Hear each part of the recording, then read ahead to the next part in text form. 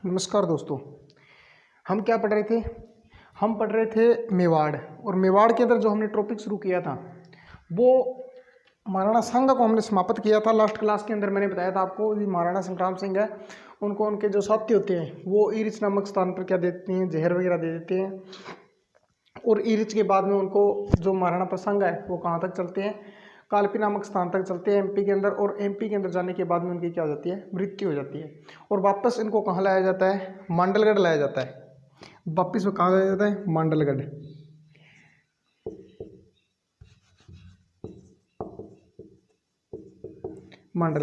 मांडलगढ़ वापस महाराणा सांगा को लाया जाता है। और मांडलगढ़ लाने के बाद में यहाँ पर उनका दाह संस्कार किया जाता है। और दाह संस्कार करने के बाद में जो छतरी बनाई जाती है, छतरी महाराणा सांगा की जो छतरी बनाई गई थी वो मांडलगढ़ के अंदर अशोक परमार के द्वारा बनाई गई थी।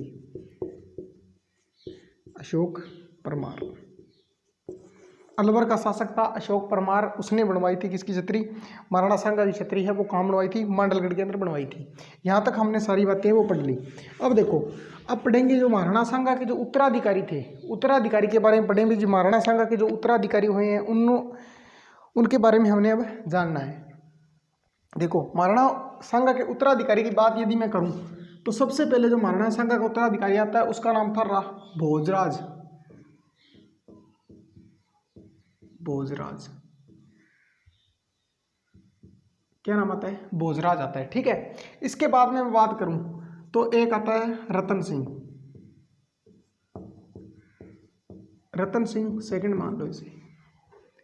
और इसके बाद में बात करूं फिर आता है विक्रमादित्य।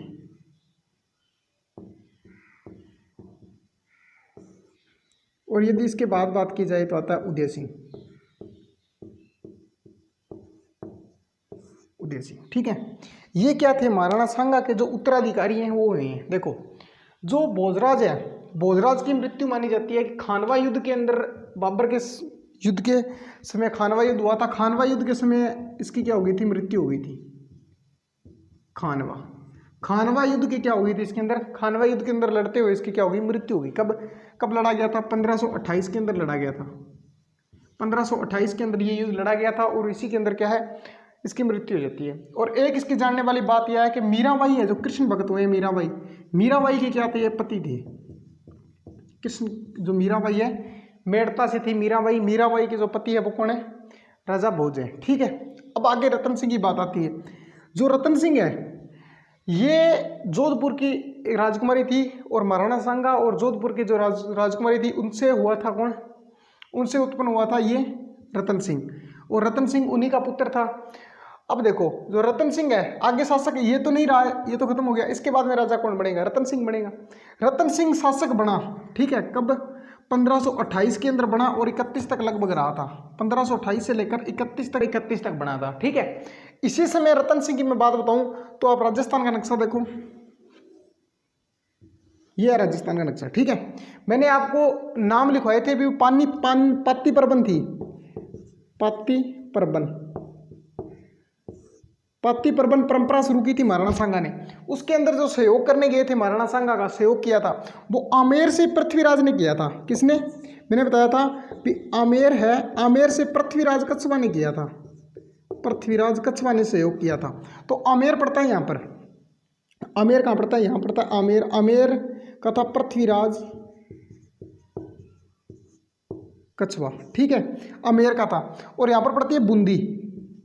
तो बूंदी का कौन था, सूरजमल था। बूंदी का कौन था, सूरजमल। और मेवाड़ का कौन था, मेवाड़ का था रतन सिंह। ठीक है, अब देखो, ये यहाँ के शासक थे। सबसे पहले पृथ्वीराज कच्छवा है, ये मैंने बताया था भी पाती परबन की जो परंपरा शुरू की थी महाराणा सांगा ने। महाराणा सांगा के साथ में सहयोग करने गया था पृथ्वीराज, और इसी की पुत्री थी। ठीक है, इसी की पुत्री के साथ में विवाह किसने कर लिया, जो ये इसने, सूरजमल ने इसके साथ में क्या कर लिया, विवाह कर लिया। और ऊपर से बात बताऊं तो महाराणा सांगा की जो पत्नी थी हाड़ी रानी कर्मावती, वो भी कहाँ से थी, बूंदी से थी। कहाँ से थी, बूंदी से थी। और इस सूरजमल की क्या लगती थी, बहन लगती थी। इसकी क्या थी, बहन। जो हाड़ी रानी कर्मावती है वो इसकी क्या लगती है, सूरजमल की बहन लगती है। ठीक है, जो महाराणा सांगा की क्या है, माँ है। और माँ जो कर्मावती है, कर्मावती के पुत्र हैं दो, कौन, उदय सिंह और ये किसके पुत्र हैं? कर्मावती के, हाड़ी रानी कर्मावती, क्योंकि बूंदी की रानी को क्या बोला जाता है? हाड़ी बोला जाता है। हाड़ा चौहान थे यहाँ पर, हाड़ा चौहान, इसी कारण इसी को क्या बोला जाता है? हाड़ी रानी कर्मावती बोला जाता है। और हाड़ी रानी कर्मावती के दो पुत्र थे, विक्रमादित्य और उदय सिंह, ये दोनों क्या थे? इसके पुत्र थे। अब देखो भी ये सूरजमल है, सूरजमल ने किसके साथ में विवाह कर लिया? पृथ्वीराज कच्छप की जो पुत्री है इसके साथ में क्या कर लिया? विवाह कर लिया। और इससे पहले बात ये हुई थी कि जो ये रतन सिंह है इसने चोरी छिपे विवाह कर लिया था उसी राजकुमारी के साथ में, मतलब पहले की बात है। इस रतन सिंह ने क्या किया था? इसकी पुत्री थी जिसने इसके साथ में विवाह किया था, उसके साथ में पहले ही विवाह कर लिया था चोरी छिपे। ना तो उस लड़की ने बताया, ना तो उस राजकन्या ने बताया था, और ना इसी ने किसी को बताया। कुछ समय के बाद में इस रतन सिंह को पता चलता है भी जो ये रानी है इसके साथ में, इस राजकुमारी के साथ में विवाह किसने कर लिया? सूरजमल ने। तो इस रतन सिंह ने क्या है? अपना बदला लेने के लिए भी, गलत हुआ, दुख हुआ, तो इसको क्या है? बदला लेने के लिए सूरजमल को मारने का जो प्लान है वो बनाया था। एक तो कारण ये मानते हैं भी इनके बीच में लड़ाई क्यों हुई थी। दूसरा कारण ये मानते हैं कि जो ये विक्रमादित्य है और ये कौन है? उदय सिंह, दोनों। तो अब राजा कौन बना हुआ है? रतन सिंह बना हुआ है। सूरजमल ये सोच रहा है यदि मैं इन दोनों को मार दूं, इसको मार दूं, मतलब रतन सिंह की मैं हत्या कर दूं, तो मेरा भांजा वो क्या बन जाएगा? शासक बन जाएगा मेवाड़ का। और कर्मावती भी किसको शासक बनाना चाहती थी? विक्रमादित्य को बनाना चाहती थी। उसने बाबर को भी कहा था भी मैं विक्रम आपको क्या करूंगा? रणथंभौर की दुर्ग दे दूंगी और आप क्या करो? इस पर आक्रमण कर लो। तो अब हुआ यूं कि इसको राजा बनाना चाहती, तो एक बार क्या उत्सव हुआ था, अहरिया उत्सव बोलते हैं इन्हें।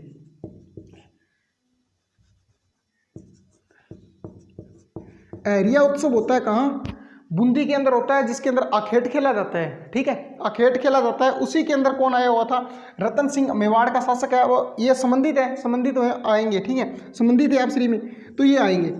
ये आखेट खेलने के लिए आया हुआ था। उसी समय सूरजमल और रतन सिंह दोनों आखेट खेलने गए थे बूंदी के वन के अंदर।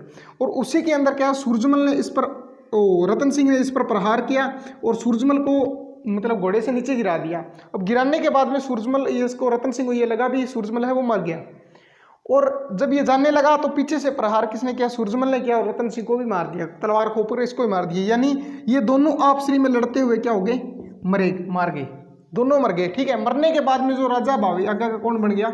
विक्रमादित्य कब बन गया? 1531 के लमसम आगे का राजा है वो बन गया मेवाड़ का। यानी मेवाड़ का राजा कौन बन गया? अब विक्रमादित्य बन गया।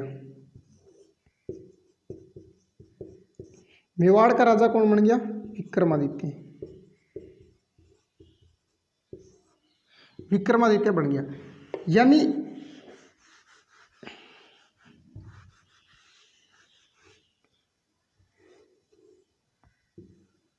आगे का शासक कौन बन गया? विक्रमादित्य।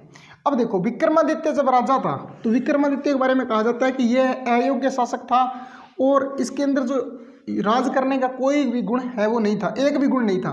तो उसी समय भारत का राजा था हुमायूं, क्योंकि मैंने बताया था भी बाबर की क्या हो गई? मृत्यु हो गई थी 1530 के अंदर। और आगे कौन बन गया? हुमायूं। हुमायूं भी क्या था? एक अयोग्य शासक था, भटकती आत्मा था और भटकता ही रहा था।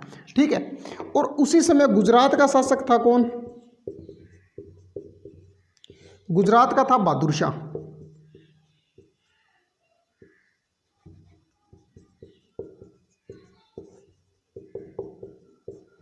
बहादुर शाह, ठीक है, गुजरात का कौन था? बहादुर शाह। अब देखो जब इस बात का पता चला गुजरात के शासक बहादुर शाह को भी मेवाड़ का जो शासक है वो विक्रमादित्य बन गया, और विक्रमादित्य क्या है? एक अयोग्य शासक है जिसके में योग्य गुण, जो गुण है राज करने के जो गुण है वो एक भी गुण है वो नहीं है। ठीक है, ये शासक बन गया। तो बहादुर शाह ने मेवाड़ को जीतने के लिए, मेवाड़ पर आक्रमण करने के लिए सोचा। इधर से हुमायूं भी ये सोच रहा है कि मैं बहादुर शाह पर आक्रमण करूं। ठीक है, तो अब ये हुआ कि बहादुर शाह यहाँ से गया 1534 के अंदर, 33-34 के अंदर, 33-34 के अंदर गया और क्या किया? चित्तौड़ के दुर्ग को घेर लिया। किसको? चित्तौड़ राजधानी हुआ करती थी मेवाड़ की, और चित्तौड़ को घेर लिया। चित्तौड़ को घेरने के बाद में रानी कर्मावती को ये लगा इस टाइम क्या है? विक्रमादित्य तो अयोग्य शासक है और जो कारोबार संभाल रही है मेवाड़ का वो संभाल रही थी कर्मावती। कौन संभाल रही थी? कर्मावती संभाल रही थी। ठीक है, तो कर्मावती को ये लगा कि भी जो अभी अभी तो हमने क्या किया है, जो खानवा का युद्ध है वो लड़ा है और उसके अंदर हमें वो क्षति हुई है, तो कर्मावती ने ये किया कि जो बहादुर शाह आया था इसको कुछ पैसे वगैरह धन वगैरह देकर वापस लौटा दिया और एक रणथंभौर का दुर्ग भी इसको दे दिया था बहादुर शाह को। इसीलिए बहादुर शाह को इतना कुछ मिलने के बाद में बहादुर शाह ने यह सोचा भी यार युद्ध करने से मतलब बगैर युद्ध किए हुए मुझे रणथंभौर का दुर्ग मिल रहा है और इतना धन मिल रहा है तो मैं वापस चला जाऊँ। इसी को फायदा लगा और यह बहादुर शाह वापस आ गया। 1534 में आक्रमण किया था लेकिन वापस आ गया, इसको धन वगैरह देकर कर्मावती ने वापस भेज दिया था। अब देखो विक्रमादित्य अयोग्य शासक था और विक्रमादित्य क्या करता था, मेवाड़ जो राजधानी है अपनी चित्तौड़, इसके अंदर जो ठाकुर वगैरह रहा करते थे, ठाकुर सरदार थे रहा करते थे चित्तौड़ के अंदर, जो मेवाड़ के थे, ठीक है, रक्षक थे, वो रहा करते थे। विक्रमादित्य उन पर अपना जो विश्वास है न कर क्या करता था, अपने साथ में मल्ल योद्धा रखा करता था। 7000 मल्ल योद्धा है वो अपने साथ में रखा करता था। 7000 मल्ल योद्धा रखने के बाद में जो मेवाड़ के सरदार थे उनको ये लगा यार भी ये अपने पर तो विश्वास करता नहीं है और उनकी क्या इंसल्ट वगैरह किया करता था। तो जो मेवाड़ के जो ठाकुर थे वो अपनी अपनी रियासतों में वापस जाने लग गए, मतलब वापस अपनी रियासतों में अपने ठिकानों में चले गए, क्योंकि इनको लगा भी हमारी तो यहाँ ज़रूरत ही नहीं है, जब हमारा राजा है वो मल्ल योद्धा रखता है, ठीक है, तो इनकी ज़रूरत नहीं है, तो वापस चले गए। अब हुआ यूँ, बहादुर शाह है इसने दोबारा आक्रमण करने का सोचा चित्तौड़ के ऊपर। कब? 1534 और 35 के अंदर, यानी 34 के लास्ट में फिर से आक्रमण करने के लिए सोचा चित्तौड़ पर। पिछली बार भी मैंने आक्रमण किया था तो मुझे रणथंभौर का दुर्ग मिल गया था। अब की बार बहादुर शाह ने सोचा भी अब की बार फिर न कुछ मिलेगा। बहादुर शाह ने फिर से आक्रमण करने के लिए सोचा। तो कर्मावती को लगा भी हम कितने समय में इसको ये देते रहेंगे, दुर्ग देंगे, पैसा देंगे, धन वगैरह देंगे। तो कर्मावती ने जो अपने ठाकुर थे, जो राजस्थान के जो मेवाड़ के जितने ठाकुर थे, उनको वापस पत्र भेजा और कहा भी देखो भी मेवाड़ के अंदर मैं मानती हूँ भी आपका शासक है वो अयोग्य शासक है, लेकिन इसकी रक्षा करने का हक तो आपका बनता है। तो ये महाराणा सांगा का ही वंशज, महाराणा सांगा का ही वंशज है, आपको मेवाड़ की है जो भी आपकी भी इंसल्ट होगी। यदि चित्तौड़ पर अधिकार हो गया किसी अन्य का तो आपकी भी इंसल्ट होगी, आपकी बेइज्जती होगी, तो आपको वापस आना चाहिए। तो यहाँ पर था देवलिया का बाघ सिंह, प्रतापगढ़ है, प्रतापगढ़ वर्तमान में जो प्रतापगढ़ है, प्रतापगढ़ जो है उसको बोला जाता था देवलिया। देवलिया का था एक ठाकुर जिसका नाम था बाघ सिंह। बाघ सिंह, मैंने जब ये पाती परवन वाली महाराणा सांगा के साथ में भी ये गया हुआ था, मैंने बताया था देवलिया का बाघ सिंह गया हुआ था, ये वही बाघ सिंह है, ठीक है, यानी ये वही बाघ सिंह है जो महाराणा सांगा के साथ में जो खानवा का युद्ध है लड़ने के लिए गया हुआ था।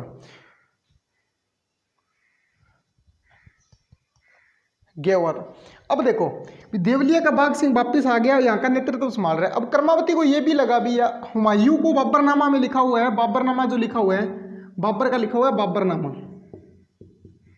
बाबरनामा, इस बाबरनामा के अंदर लिखा हुआ है कि हुमायूं ने अपनी हिंदू पुत्री नियुक्त किया है, किसको? कर्मावती को। कर्मावती को कहा है भी तू मेरी क्या है, हिंदू पुत्री है। इसके हिसाब से हुमायूं इसका क्या लगा, भाई। तो कर्मावती ने इसको क्या भेजा है, राखी भेजी रक्षा करने के लिए। क्या भेजी? राखी। तो हुमायूं ने भी ये सोचा भी यार क्यों ना मैं भी इस पर आक्रमण करूं। तो हुमायूं वहां से चल पड़ा और ग्वालियर आ गया। कहाँ आ गया? ग्वालियर।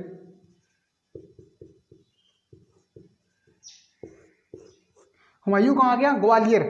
ग्वालियर आकर जब ग्वालियर पहुंचा तो इधर से बहादुर शाह को इस बात का पता चल गया भी हुमायूं वो क्या कर रहा है, चित्तौड़ की रक्षा करने के लिए आ रहा है। तो हुमायूं बहादुर शाह को यह लगा यदि चित्तौड़ तक वो पहुंच गया, हुमायूं पहुंच गया, तो मुझे जो जीत है वो हासिल नहीं होगी। तो बहादुर शाह ने क्या किया, अपना एक दूत भेजा और दूत भेजकर हुमायूं को कहा भी मैं क्या करने जा रहा हूं, तुम्हें पता है क्या? मैं जिहाद करने जा रहा हूं, यानी मैं धर्म युद्ध है वो धर्म युद्ध करने जा रहा हूं। यदि मेरे धर्म युद्ध के अंदर तो मुसलमान आएगा तो अपने बाप को क्या मुंह दिखाओगे, या फिर ऊपर जाके और जो खुदा है उसको क्या मुंह दिखाओगे ऊपर जाकर, ठीक है। इस बात का मैंने इसमें जिक्र किया। और कहते हुए क्या है, जो हुमायूं है ये क्या था, एक मतलब बहुत बड़ा जो धर्म है, क्या बोलते हैं इसको, अंधविश्वासी था। ये क्या था, एक बहुत बड़ा अंधविश्वासी था। और हुमायूं कहाँ? ग्वालियर के अंदर। ये बातें सुनकर ग्वालियर के अंदर रुक गया और इधर से बहादुर शाह ने आक्रमण किया और चित्तौड़ दुर्ग के अंदर चित्तौड़ का दूसरा साका, कौन सा? दूसरा साका पूरा हुआ। और इसी समय जो रानी कर्मावती है,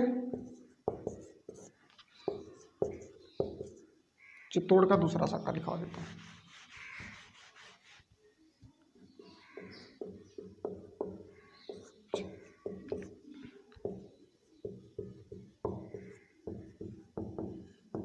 चित्तौड़ का दूसरा साका। पहला यहाँ पर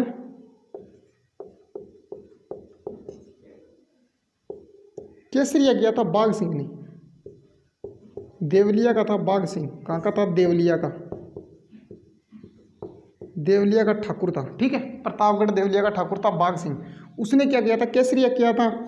और जौहर है, जौहर किया था कर्मावती ने, रानी कर्मावती ने।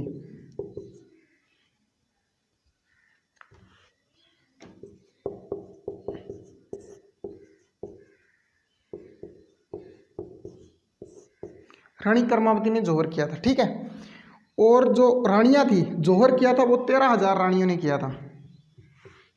कितनी रानियों ने? 13,000 रानियों ने। यानी राज्य जो चित्तौड़ का ये सबसे बड़ा साका माना जाता है। और जो योद्धा थे वो थे 32,000 की सेना थी लगभग। कितनी? 32,000 की सेना थी और 13,000 रानियों ने जौहर किया था। ये चित्तौड़ का सबसे बड़ा साका माना जाता है। कब हुआ था? 1534 के अंदर हुआ था। 1534-35 के अंदर ये साका है वो पूर्ण 34 के अंदर आया था, 35 के अंदर ये साका है वो हुआ था। ठीक है, और नेतृत्व किसने किया था? केसरिया का नेतृत्व बाघ सिंह ने किया था और जो जौहर का नेतृत्व वो रानी कर्मावती ने किया था। 13,000 रानियों के साथ में किया था। ठीक है, अब देखो ये जौहर होने के बाद में इसी समय क्या हुआ? जो कर्मावती है इसने जो अपने पुत्र थे दो, कौन से? विक्रमादित्य और रतन सिंह, इन दोनों, और विक्रमादित्य और उदय सिंह, इन दोनों को कहाँ भेज दिया? अपने ननिहाल भेज दिया था, बूंदी। वो कहाँ हुए थे? बूंदी आए हुए थे। अब इस पर अधिकार किसका हो गया? चित्तौड़ पर अधिकार है वो किसका हो गया? बहादुर शाह का हो गया। बहादुर शाह का अधिकार होने के बाद में क्या हुआ? इस बात की खबर लगी किसको? हुमायूं को। और हुमायूं ने वापस आक्रमण किस पर कर दिया? चित्तौड़ पर आक्रमण किया। तो बहादुर शाह को पता चला और बहादुर शाह यहाँ से भागा। कहाँ चला गया? मांडू चला गया। कहाँ चला गया? यहाँ से भागा वापस कहाँ आ गया? मांडू। और मांडू भी किस पर? हुमायूं इसके पीछे पीछे मांडू आया तो मांडू से आगे भागा और चला गया चंपानेर।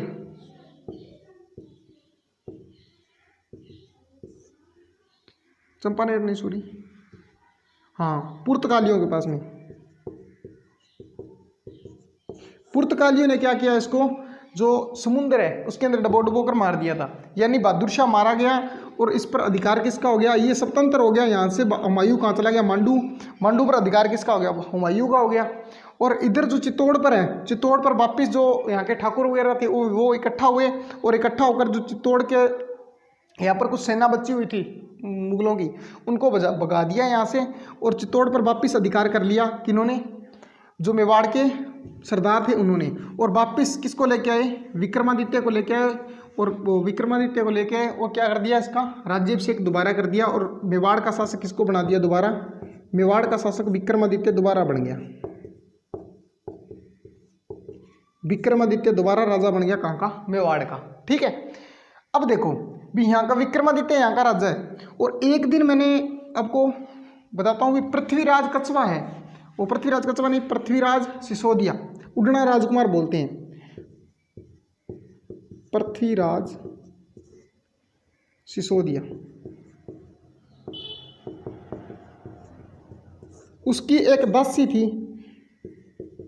उसका दासी पुत्र आया बनवीर। कौन आता है? बनवीर। बनवीर एक दिन क्या करता है? चित्तौड़ के मेलों के अंदर जो मौका देखता है और मौका देखकर चित्तौड़ के अंदर प्रवेश करता है और क्या कर देता है? विक्रमादित्य की हत्या कर देता है। विक्रमादित्य क्या कर देता है? हत्या कर देता है। और इसके बाद में ये सोचता है भी विक्रमादित्य की तो मैंने हत्या कर दी, और इसका भाई कौन है छोटा? उदय सिंह। उदय सिंह, उदय सिंह की भी हत्या करने का प्रयास करता है, लेकिन उदय सिंह की जो दाई माँ होती है उसका नाम होता है पन्ना धाय। पन्ना धाय इसको यहाँ से बचाती है, अपने पुत्र चंदन का बलिदान देती है और चंदन को क्या करती है? उदय सिंह की जगह सुला देती है और इसको क्या करती है? एक टोकरी के अंदर डाल देती है और डालने के बाद में अपने पुत्र को यहाँ पर सुला देती है इसकी जगह पर। बनवीर आता है और एक माँ के सामने, मतलब जो पन्ना धाय है उसके सामने ही इसके पुत्र का क्या कर देता है? टुकड़े टुकड़े कर देता है और काट देता है और मार देता है। अब उदय सिंह को बचाकर जो पन्ना धाय लेके आई थी वो लेके आई थी देवलिया प्रतापगढ़ के अंदर। कहाँ लेके आई थी? प्रतापगढ़। प्रतापगढ़ देवलिया के अंदर, देवलिया के ठाकुर, देवलिया के पास में। देवलिया के बाद में वो लेके गई थी कुंभलगढ़। कहाँ लेके गई थी? यहाँ से लेके जाती है कुंभलगढ़। कुंभलगढ़। कुंभलगढ़ का जो शासक था उस समय वो था आसा शाह, आशापुरा। आशापुरा की देख रेख में क्या होता है, जो उदय सिंह होता है उसको क्या किया जाता है वहाँ पर रखा जाता है, और खुद कुछ समय के बाद में क्या किया जाता है 1536 के लगभग 1536 के लमसम क्या किया जाता है, इसको यहाँ पर लाया जाता है और 1536 से लेकर 1540 तक